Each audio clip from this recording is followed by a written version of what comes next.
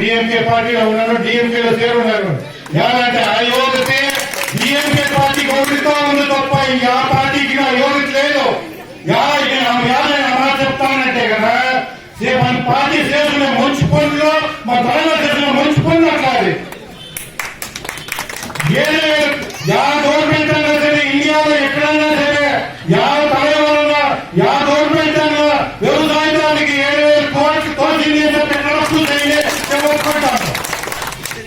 మన పార్టీ తలగారు. మన పార్టీ ఎప్పుడూ వ్యవసాయదారులకు మంచి చేయాలో, పేదవాళ్ళకి మంచి చేయాలో, ఆడవాళ్ళకి మంచి చేయాలని యోచన చేసి మా తలవారు అట్లా మంచి పనులు చేస్తున్నారు సార్.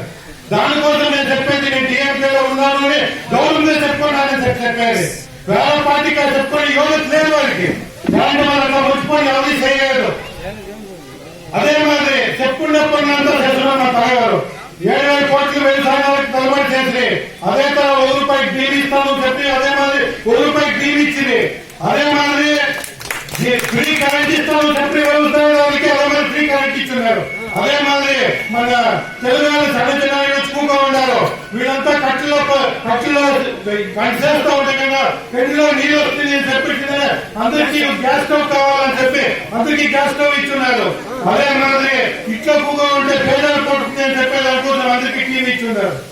ఇట్లా చెప్పుకొని పోతే కదా మా త్వరగా చెప్పినది ఇప్పుడంతా చెప్తానే ఉన్నారు. అన్ని పనులు పనులు చేస్తున్నారు.